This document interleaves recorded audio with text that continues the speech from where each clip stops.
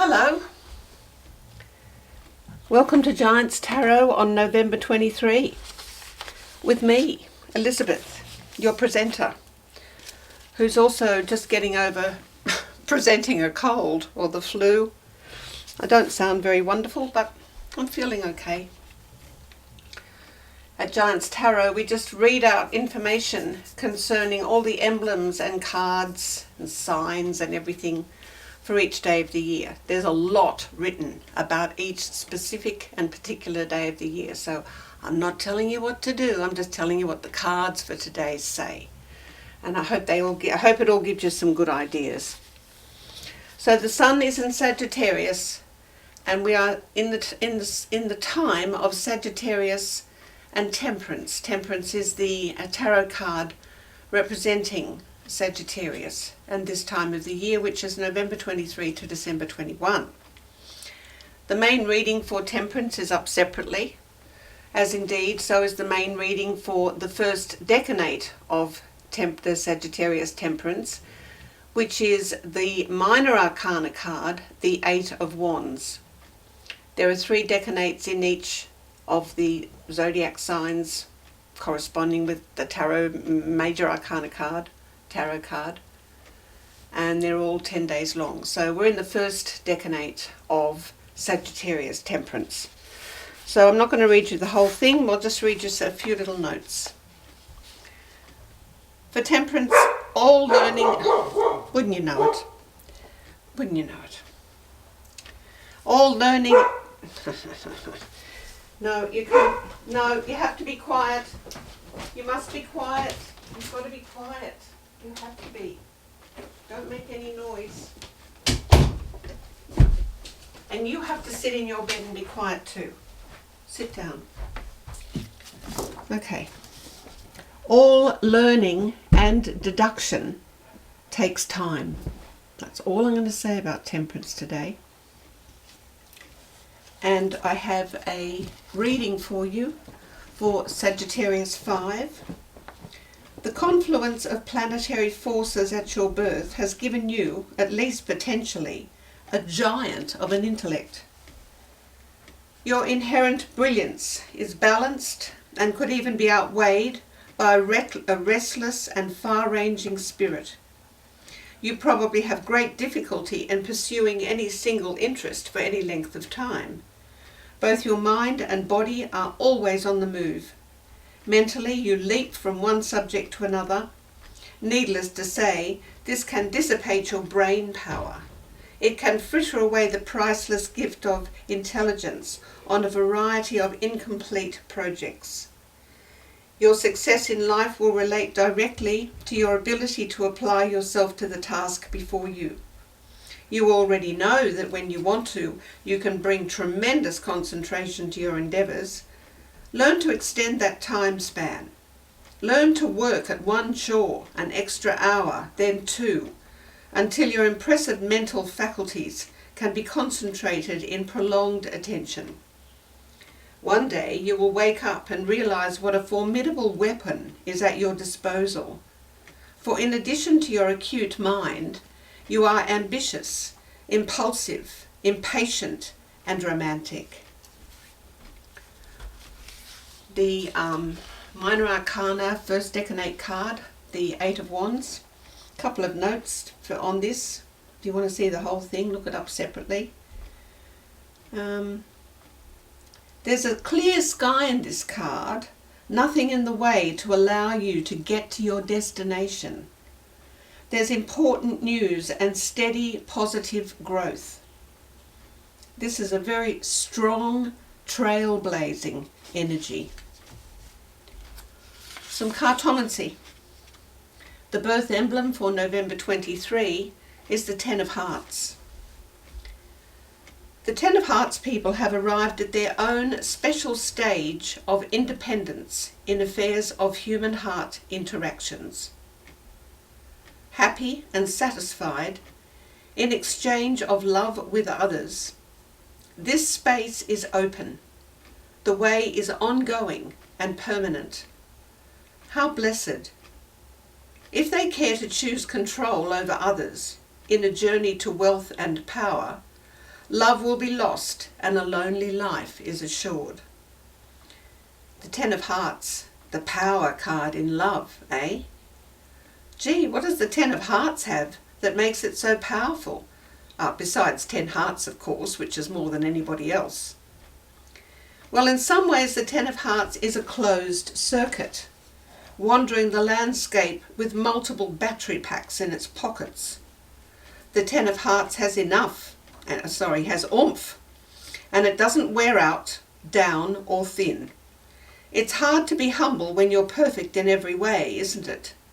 But you see, the Ten of Hearts has walked and talked the walk and talk all the way from the Ace. The 10 has done ascension, cooperation, consideration, protection, disappointment, selflessness, perfection, fought hard for principles and given their wishes to others. The Ten of Hearts knows a lot about love.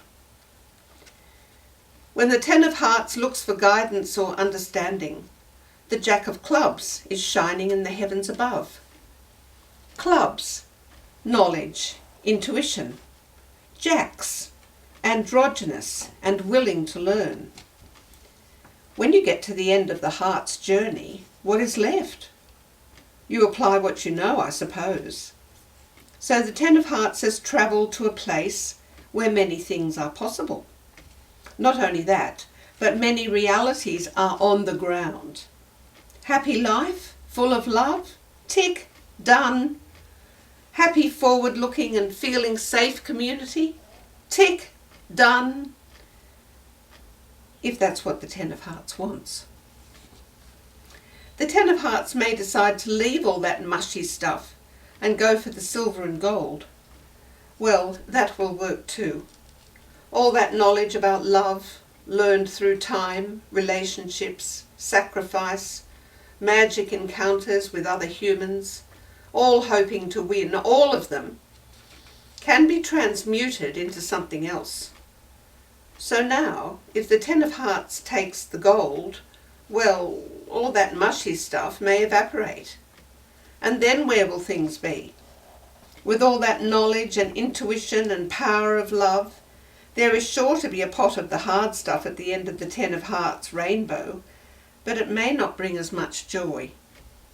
The mushy stuff is good. Humans are sentient and social beings.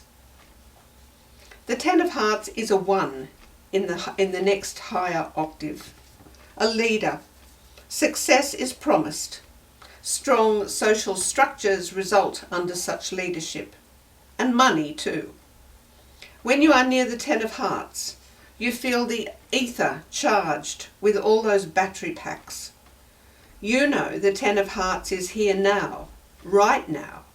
May be gone or on its way soon, but now, right now, feel the love.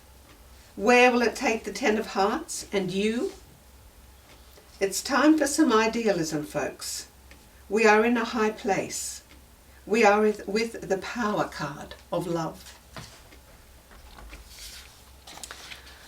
The Jack of Clubs, which is sort of the assisting card with the Ten of Hearts, has a Lenormand reading. It's number 11, which sports the Jack of Clubs on the front of it. It is the whip, the rod, or the broom. It's about arguments, exercise, negotiations, some anger, beating yourself up, physical activity. And it takes a lot of skill and determination to come out on top of the whip. It's a card of noise, violence, battles, and commotion. It takes a lot of focus and drive will be needed to win. You might need to approach your problems from a different angle to succeed. The whip often shows up in times of struggle and strife, arguments, negotiations, and being too hard on yourself. It can represent sexual passion or sexual abuse, and it can occur depending on the surrounding cards. Well, I don't see anything too abusive there.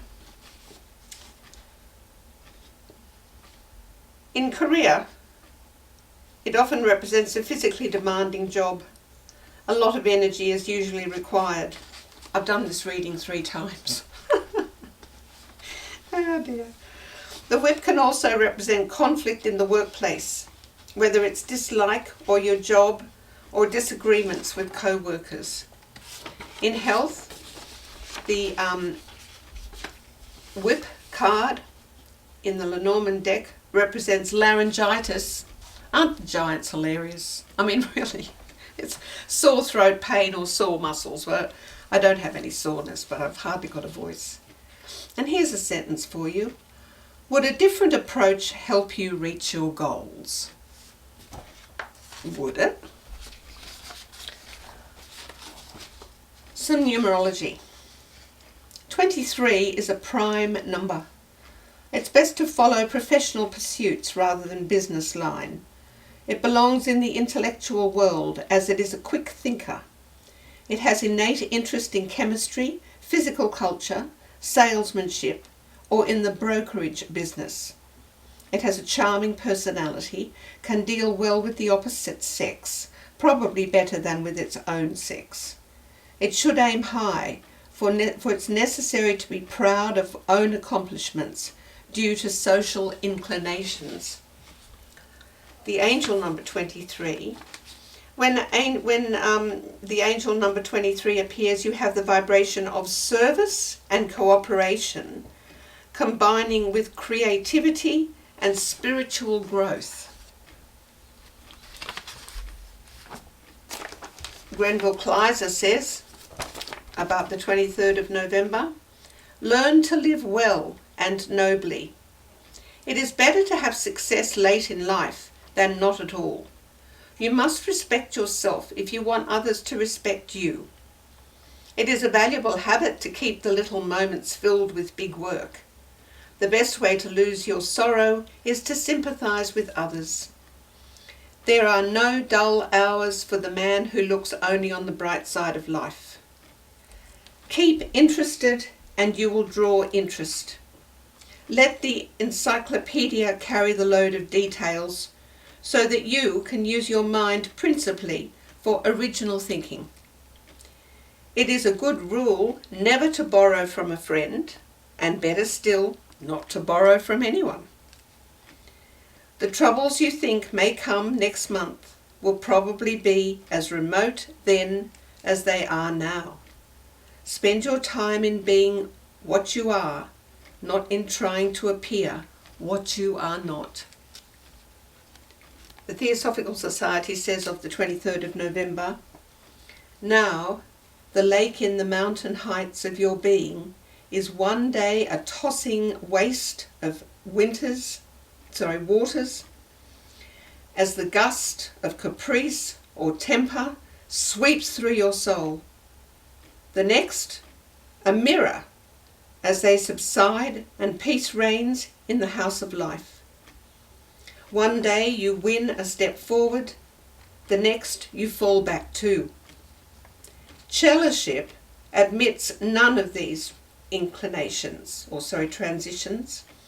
Its prime and constant qualification is a calm, even, contemplative state of mind, not the mediumship passivity, fitted to receive psychic impressions from without and to transmit one's own from within. The birthday book says for today, those born on this date are likely to be endowed with a forceful power of repartee. The brain is active and self-expression so effective that words of wisdom go home with unexpected power. Benefit comes from training oneself to say rather less than one thinks. Favourable occupations include land development and stock raising. Another worldly poetry-loving partner is likely. And from 365 Things to Know, how does a refrigerator work? The most common kind of refrigerator is the type you have in your house, which you see is in your house and which you see in larger forms in butchers' shops and fishmongers. It is called a vapor compression refrigerator. What happens is that a special fluid, usually ammonia, is pumped through pipes in the cold chamber. The fluid draws heat out of this chamber to turn itself into a vapor. This vapor then flows along to a compressor, where it is turned back by pressure into a fluid. The fluid is then pumped into the cold chamber, and the whole cycle of events starts again. Well, what do you know? People, that's it. Have a great day. I hope there's some ideas in there for you to sort of like, shine. Be the giant you want to see. Love yous. I do.